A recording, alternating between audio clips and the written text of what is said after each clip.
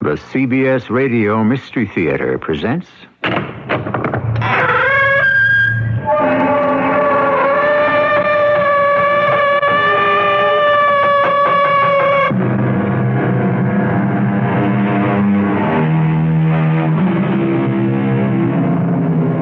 Come in. Welcome. I'm E.G. Marshall. Conscience, said Mr. Shakespeare, makes cowards of us all. Unfortunately, this places conscience in a rather unflattering light, since it implies that conscience is basically a demeaning quality. The truth is that conscience is a kind of magical and liberating force.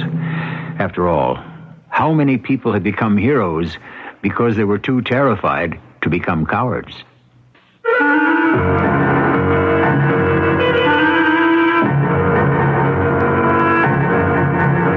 Our mystery drama, A Curious Experience, was especially adapted from the Mark Twain classic For the Mystery Theater by Sam Dan and stars Christopher Tabori and Robert Dryden. I'll be back shortly with Act One.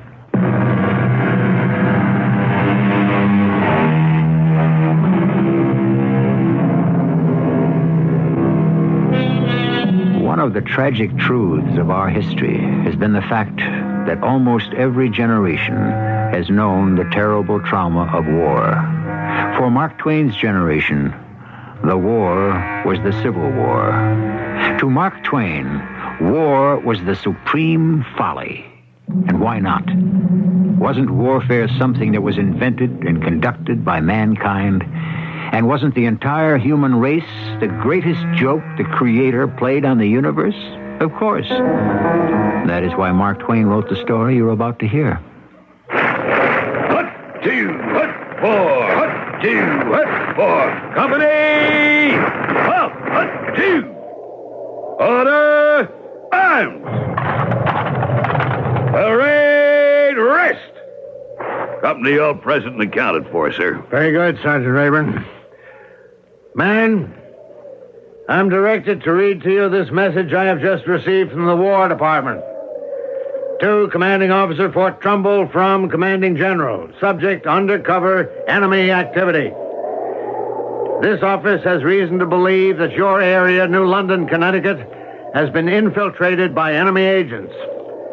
These people may attempt to capture your installation, burn the city, and perform other acts of violence. Therefore, every officer and enlisted man must be extremely vigilant at this time. Signed, the Commanding General. Dated December 4th, 1862. Now, men, I can only say this. Though we are far removed from the combat zones of Fort Donelson, Bull Run, Shiloh, we are still very much in the battle area and must conduct ourselves accordingly. Sergeant, take over. The 150 regulars of my command itched and ached to be hundreds of miles to the south and west in the thick of the fighting. I knew they would consider this message from Washington as just pap from the brass. How could I blame them? I was bored to tears myself. At any rate, I was sitting in my office writing a letter when I became aware of someone standing in front of my desk. It was a boy, pale, ragged, with big eyes and a trembling mouth. He couldn't have been more than 15 or 16. What are you doing here? Excuse me, sir. Who are you? My name? Oh, I'm Robert Wicklow, sir. How did you get in here? Well, how? Who let you in here? Sir, I sneaked in. You what? What do you mean you sneaked in? Oh, I'm sorry, sir, but it was the only way. You sneaked in here? You got past the sentries? Yes, sir. How could you do that?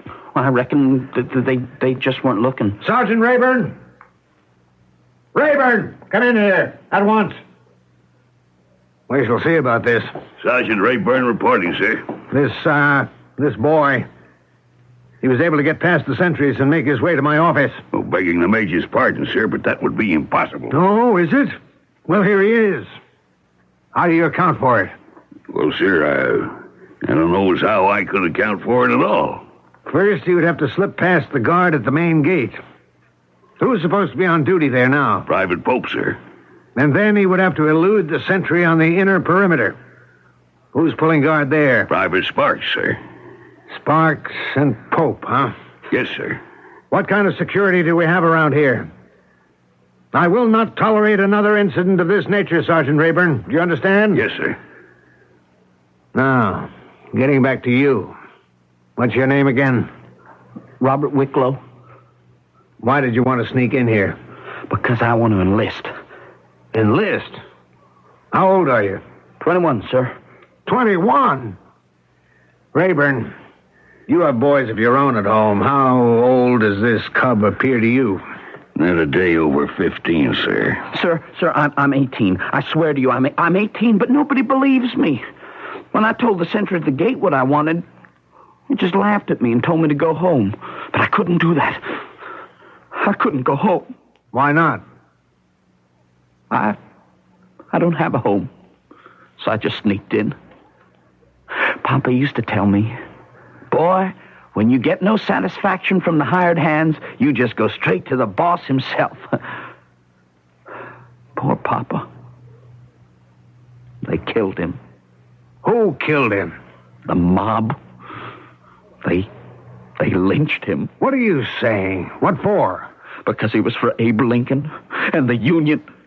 They made me watch it. They said, let this be a lesson, boy. But his last words, Papa's last words were, Abe Lincoln and the Union forever. Where was this? On our plantation, near Baton Rouge in Louisiana. I was stationed in New Orleans. I know that part of the country quite well. Exactly where was your plantation located? Just off the 60-mile point, sir. And what's directly above it? Emmonsville. And right below? Kruger's Creek. Where was the Hotel de Paris? On the Tucatapula Street. Who were the two big steamboat rivals? The Robert E. Lee and the Eclipse. Sir, are you trying to trap me? Ask me anything you want to know about New Orleans. You're a long way from home. I told you I have no home. We were burned out, driven off. How did you get from New Orleans, Louisiana, to New London, Connecticut? I can't remember too many of the details, sir. Can you remember any of them? That night, after they burned down the house and killed Papa, I got to the river. I stole a boat and made my way down the river to the harbor. There, I stowed away on a ship. What kind of ship? Well, she was a sailing vessel. German. Her name was the Landgravine Frederica Charlotte, or some such. Well, anyway, she put out to sea, and after a while they found me. Well, they set me to work. I became very sick, and I don't recall very much more. I don't even know how much time went by. Well, but then one day, I was wandering around the streets of a city. It was New London. And that's all you remember? Yes, sir. That was 3 days ago. I haven't had anything to eat. I tried to get a job so I could earn some money and buy decent clothes, so when I tried to enlist, I wouldn't look like a tramp. But it was no use. Now, sir, is it all right if I sit down? I'm afraid I'm just going to faint. Now, you just sit down, son. You'll get a hot meal inside you. You'll feel so much better. Rayburn. Yes, sir. Take him around to the kitchen. Oh, sir, let me enlist.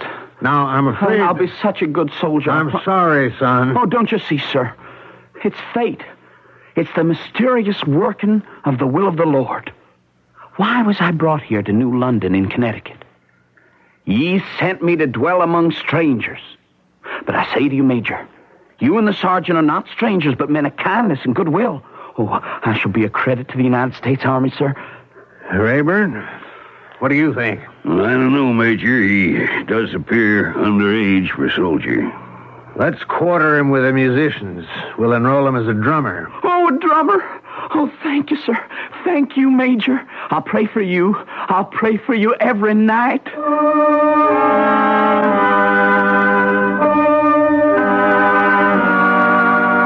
How's young Wicklow doing, Sergeant? Well, sir, he's a funny one. How do you mean that, Sergeant? He seems to stay by himself. He don't try to make friends. Appears to be, guess you could say, absent-minded. He's always got a sad look on his face. Well, we both know he has a great deal to be sad about. Well, when you're a young boy, it ain't natural to mope all the time. Give him a chance. I haven't had any complaints from the bandmaster. Oh, sir, he's performing his duties in a satisfactory manner. Well, that's all we can reasonably expect him to do. The commandant of the fort really couldn't establish a personal relationship with the youngest drummer boy in the ranks, but I felt so sorry for him. There was such a look of sadness in his eyes. My heart went out to him. I kept wishing there was some way I could help him. But, of course, there was nothing more I could do for him. And then one day, Sergeant Rayburn asked to speak to me in private. It's the Wicklow boy, Major. The musicians are down on him to an extent you can't imagine. Why? What's the trouble? What's he been doing? Praying, sir. Praying? Yes, sir.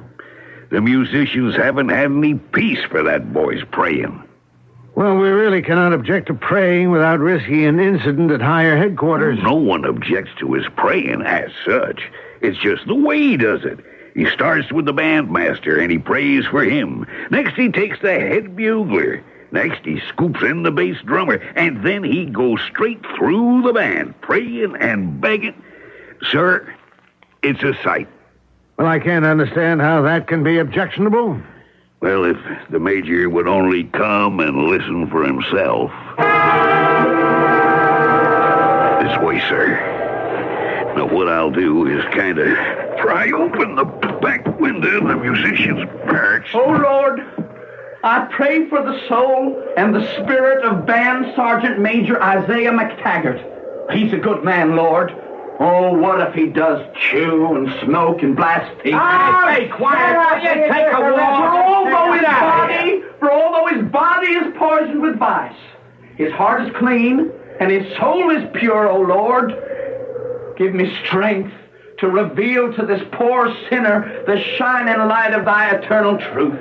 Then, O Lord, he shall no longer wallow in drunkenness. Ow! What on earth is happening in there now, Sergeant? They're throwing boots at him. He's kneeling behind that big bass drum. You can't be serious, Sergeant. It don't faze him. He don't mind it. If I hadn't heard this with my own ears... Begging the Major's pardon, it ain't no laughing matter. No, of course not, Rayburn. Of course not.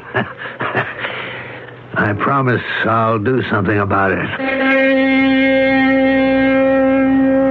A couple of days went by, and I was still trying to figure out just what that something was when Sergeant Rayburn asked for permission to speak to the commanding officer on a matter of the utmost urgency. What's this about, Rayburn? Sir, it's about the Wicklow boy. Again? Who's he praying for now? I ain't here to talk about the praying, but the writing. You see, sir, he's all the time writing. Writing? What does he write? Letters? I don't know, sir. But he's forever poking and nosing about the fort all by himself. Well, he's just naturally curious, perhaps. That may be. But every now and then he outs with a pencil and paper and scribbles something down. Oh? I would say it looks suspicious, sir. Mighty suspicious. Surely, Sergeant, you're not saying you don't think that young Wicklow could be... As the Major knows, Wicklow's from the south, and way down south at that. Yes, that's true. Does the Major have any instructions? Say nothing about this to anyone else. Yes, sir. And see if you can get hold of whatever it is he's writing down. Yes, sir. Rayburn, what are you staring at? Well, sir, I'm just looking out of your window. Huh? What is it? There's the Wicklow boy. He's just walked over to the west wall of the fort. Hey, Rayburn, look what he's doing. Yes, sir, I told you, sir. He's stuffing a piece of paper into a chink in the masonry. Should I go out there and grab him now? No, Rayburn. We'll wait for him to go away. Obviously, he's leaving a message for someone. That means He's not the only enemy spy in the fort. I was a stranger, and he took me in. Unfortunately, it can be paraphrased to read, "You were a stranger, and you took me in." They say the Civil War was the first modern war. It introduced for the first time the advanced techniques of social, political, economic, and industrial conflict. And while it didn't exactly introduce the concept of espionage, it certainly refined the tactics and strategy, more of which we shall see in Act 2.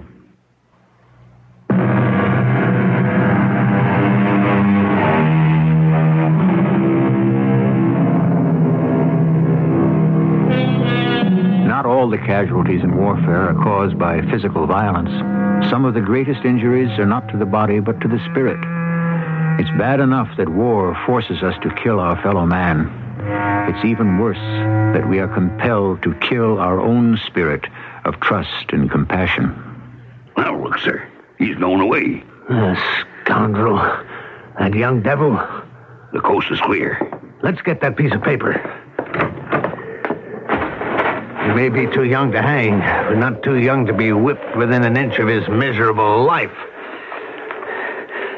Can you reach in there and get that paper? I'll try, sir.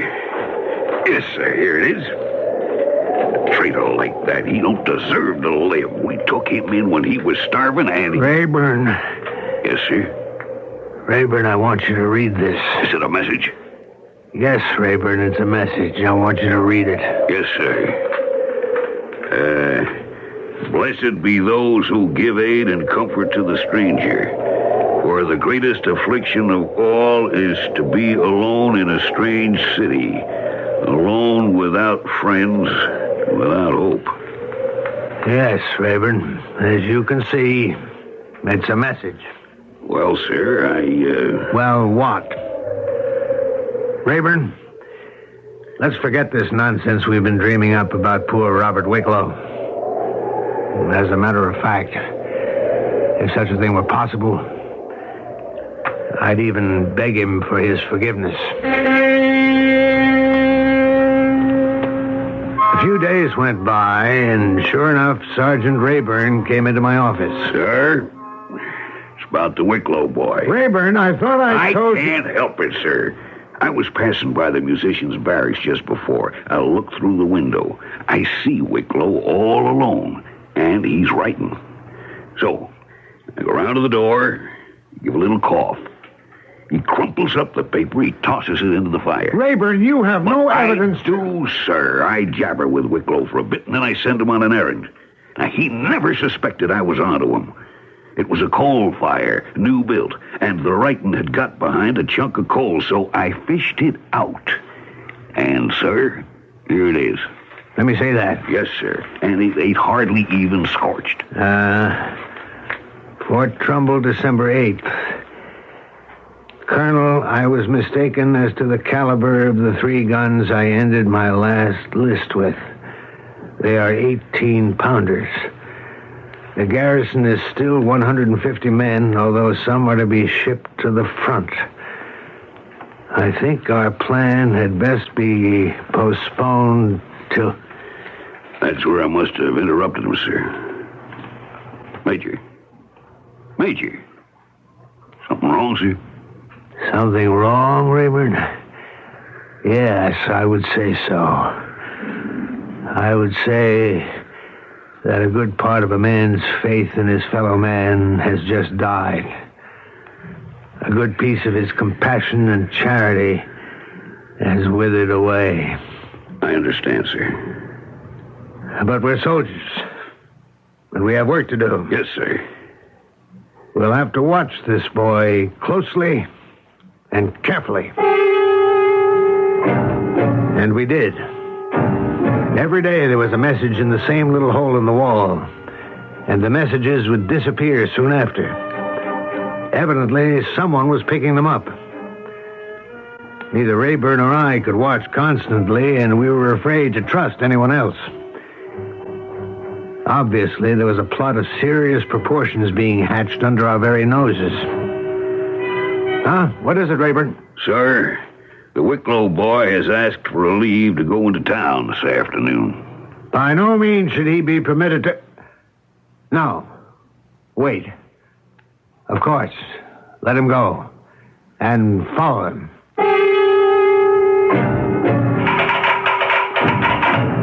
To Commanding General, Washington, D.C. Have reason to suspect enemy attempt to capture this installation and burn the town of New London. To Commanding Officer, Fort Trumbull, Connecticut. Place town under martial law. Suspend habeas corpus. Make necessary arrests. Hold summary court. Act with vigor and promptness. Keep the department informed. Signed, Secretary of War. Major. What can you report, Sergeant I guess Raven? it's coming to a head. I followed the boy into town. Oh, where'd he go? Nowhere. He stood on the corner of Market. And what'd he do? Nothing. But the Union Hotel is just across the street. Well, sir, a kind of chubby old gentleman comes by, man of about 60, well-dressed, white whiskers. Yes? Wicklow stops him and talks to him. Could you hear what was said?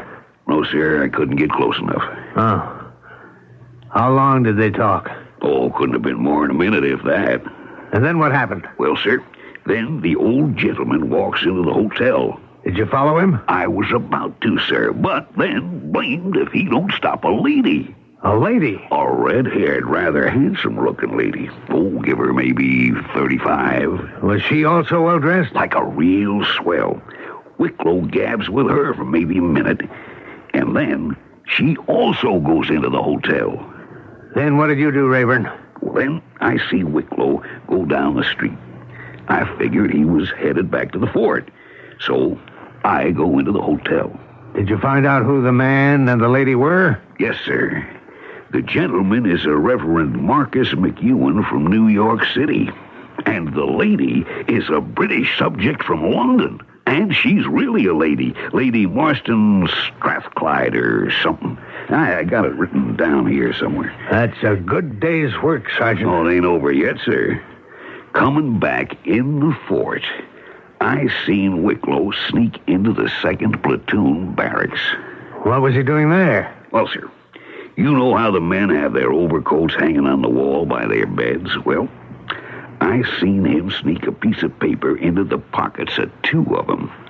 So, after he was gone, I just fished them out, and here they are. This one says, Eagle's 3rd flight. And the other one? Says exactly the same thing, sir. Into whose coat pockets were these messages placed? Private Pope and Private Sparks. Pope and Sparks. You positive? Yes, sir. Pope and Sparks. Why, those 2 were on sentry duty the day he sneaked in here. Yes, sir. No wonder he was able to get in. They're part of the plot. We have to make our move right now, Rayburn. We can't afford to wait another minute. Stand by. I've got to send a telegram. Am prepared to place City of New London under martial law. Troops under my command not reliable. Request 1 battalion of regulars from Boston or New York immediately. Private Wicklow to see the commander, sir. Stand at ease, Wicklow. Now, my boy, tell me, why do you write so much? I? Oh, I don't write very much, sir. You don't? Seems to me you're constantly scribbling. Oh, scribbling. Oh, well, I do scribble some. You do? Yes, sir, for amusement. And what do you do with your scribblings? Oh, nothing, sir. I just throw them away. Never send them to anybody? Oh, no, sir. I don't know anybody. Who's the colonel? The colonel? The one you refer to in this note. Well, I'm sure I don't know any colonel. Read this and refresh your memory. Oh, that. No, I never meant any harm. You betray vital information concerning the armament and the manpower of this post, and you never meant any harm? Speak up. Sir, I don't know any colonel. Stop lying. Well, this is true. The letter was never intended for anyone. It was just for my own amusement. I understand the foolishness of it now, but there's nothing else to it, I swear to you. What is the Eagle's third flight? I don't know. Tell me about Pope and the Sparks. Oh, believe me, I don't know anything about them. Who are the Reverend McEwen and Lady Marston Strathclyde? I don't know, I swear to you. Now, don't make me force you to tell us. I don't like to use certain methods, but this is wartime, and the fate of the city hangs on it. I don't know these people you've just mentioned. Well, right now, they're under arrest. They are? We have confiscated all their belongings. Oh, no. Oh, no. Something's gone wrong. Oh, please, please, please have pity on me. Be merciful to me. They'll kill me. Promise to protect me. Save my life. I'll confess. I'll tell you everything. No. Control yourself. Oh, yes, sir. I will try. All right. Now, talk. I will, sir. So, you are, at heart, a rebel? Yes, sir. And a spy? And a spy. And you've been acting under orders from outside? Yes, sir. Willingly? Yes, sir. Gladly, perhaps? Yes, sir. Why deny it? The South is my country. My heart is Southern. And this is all in her holy cause. And the tale you told me of how you'd been wronged, the persecution of your family, that was made up for the occasion? They told me to say that, sir. Who is the colonel? And what's the meaning of Eagle's third flight? Answer me. I can't. I won't. I refuse to betray my own beloved country. This is your final answer? Yes, final. As sure as I love my beautiful southern country and despise everything this ugly northern sun shines upon, I will die before I tell you one word. Very well, Wicklow. This is war. You chose to play a man's game, and now you must pay a man's price. Sergeant Rayburn? Yes, sir. Assemble a firing party and have this man shot. Well, war is war. And in it, we are given no choice. One kills and is killed for one's country. War always brings out the very worst in us. But on very rare occasions, it can also bring out the very best in us. We shall have an example of this in Act 3 shortly.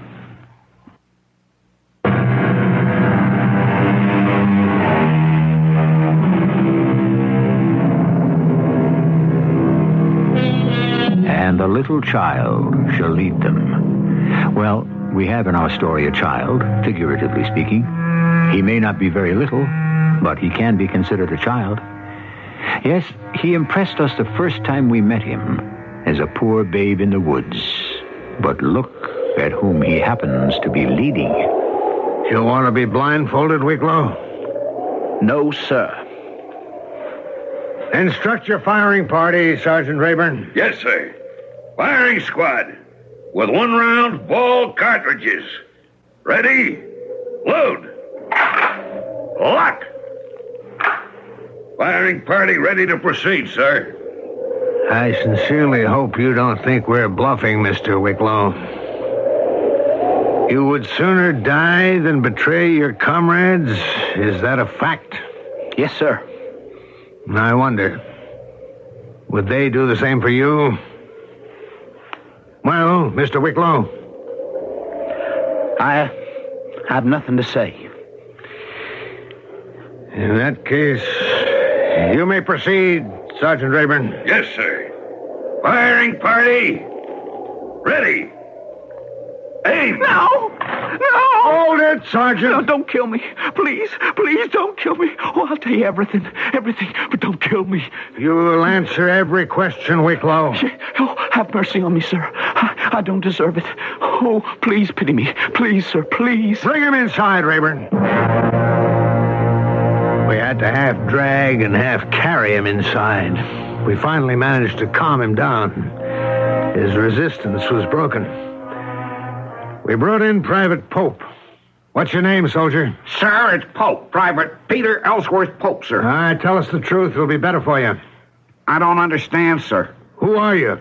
Like I said, sir, Private Pope from New Hadleyburg, Massachusetts, sir. That's your story? Yes, sir, it's true, sir. Is it true, Wicklow? No, sir.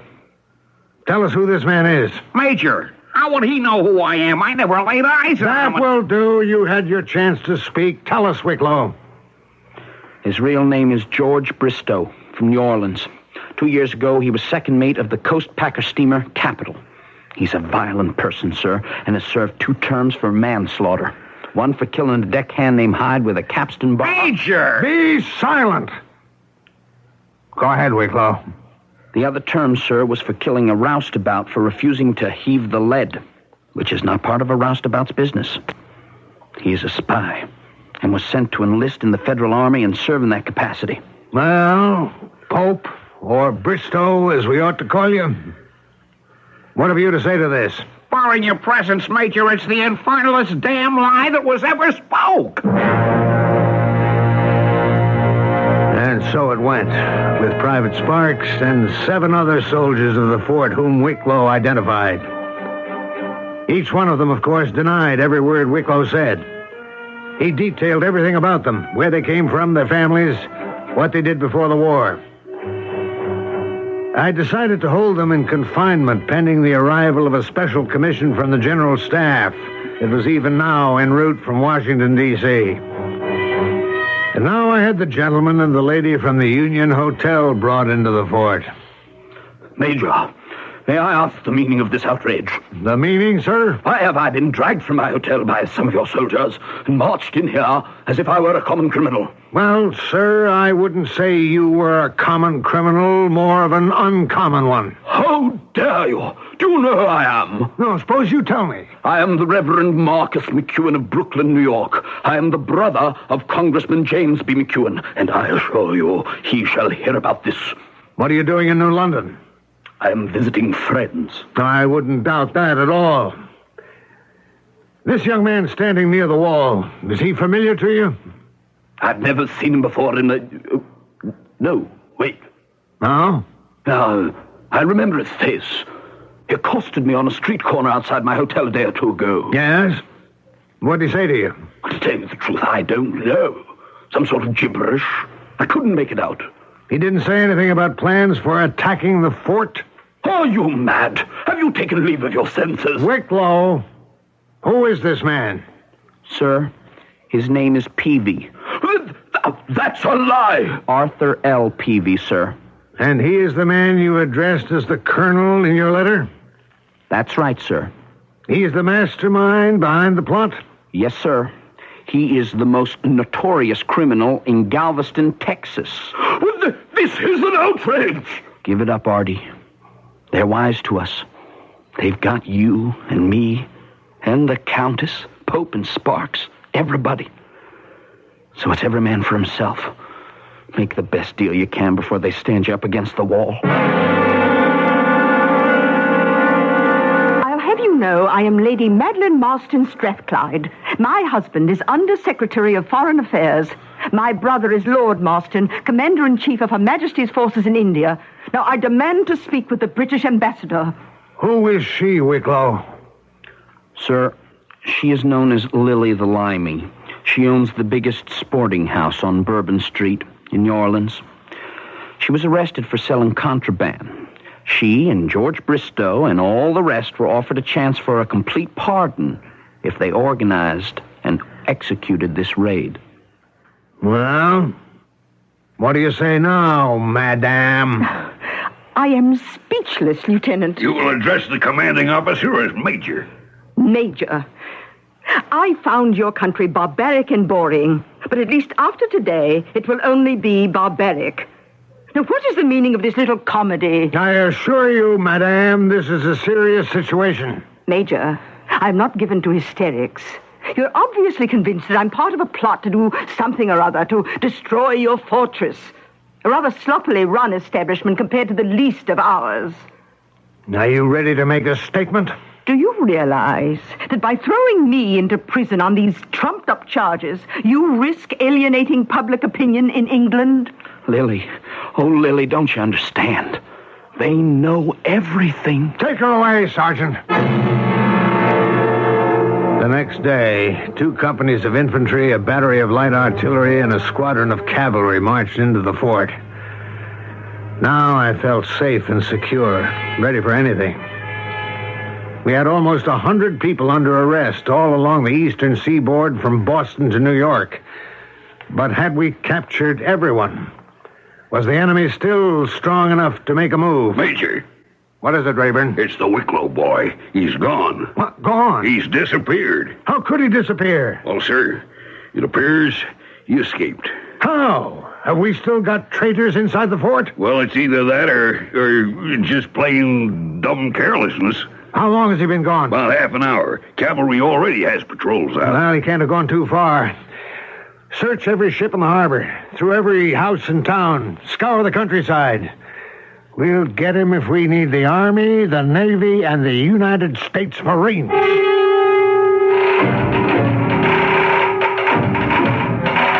To Commanding Officer, Fort Trumbull, Connecticut. Appreciate your inspired effort and heads-up job in destroying rebel plot. I'm coming personally to congratulate, decorate, and promote. Shall be in New London by this evening. Signed, the Secretary of War. Major, they think they got him. Where is he? The cavalry commander says a boy of that description was seen going into a farmhouse about 10 miles north of town. Have they taken him? No, sir. They've got the place surrounded. If it's him, he can't get away. Let's get out there, Rayburn.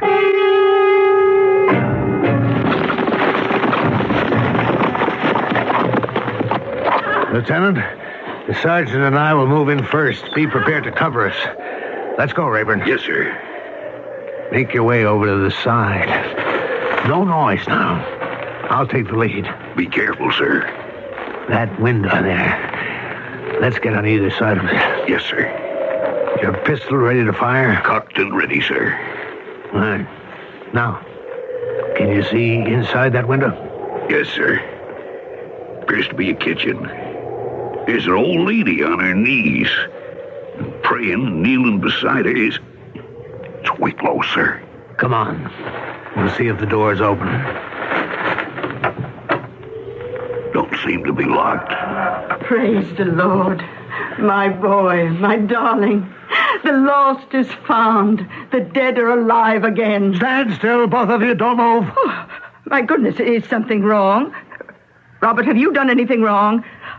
Why, Sergeant Rayburn. By all that's holy...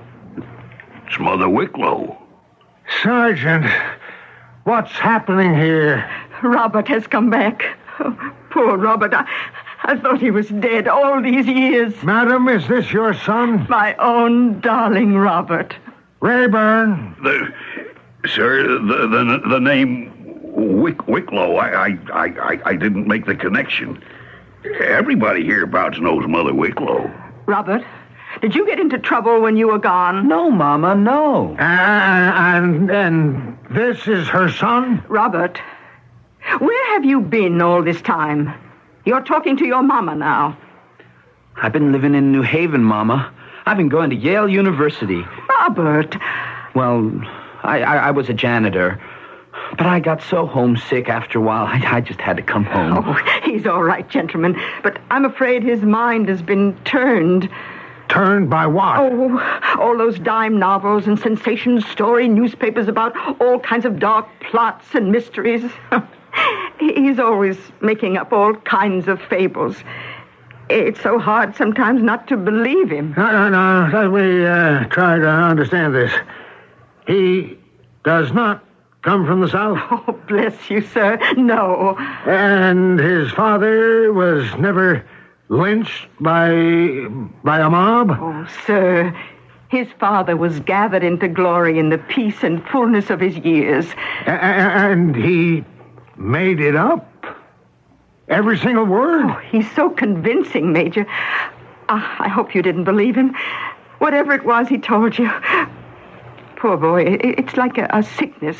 He can't help telling those wonderful yarns. He reads so much about all these places all over the world.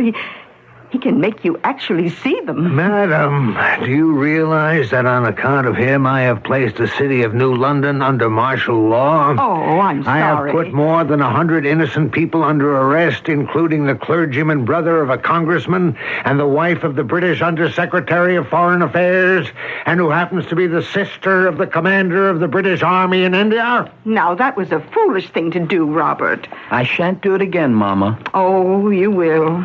You will. If I know you, you will. There will be a congressional investigation of the Army.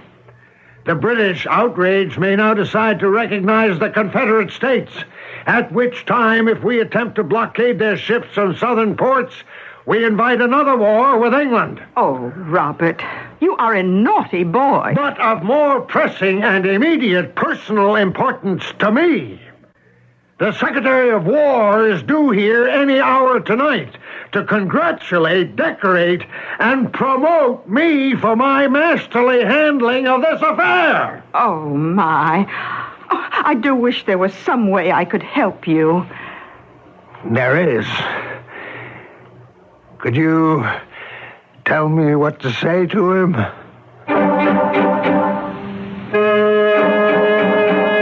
Of course she couldn't. Who could? Many, many years ago, one of the cigarette companies that is now defunct ran a series of distinctive ads. Each pictured a person in an extremely embarrassing position, and underneath the caption read, "Be nonchalant." You don't remember? Well, ask your dad. Or better, your granddad. I shall return shortly.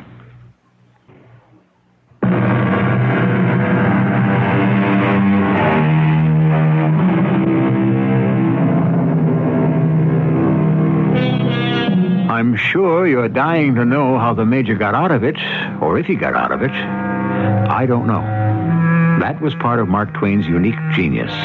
He could not only tell you an engrossing story, but when it was over, he could get your own mind running in fantastic directions to come up with a sequel. Today, this kind of thing is called audience participation. So you see, nothing is ever really new. Our cast included Christopher Tabori, Robert Dryden, Bryna Rayburn, and Jackson Beck. The entire production was under the direction of Hyman Brown. This is E.G. Marshall inviting you to return to our Mystery Theater for another adventure in the macabre. Until next time, pleasant dreams.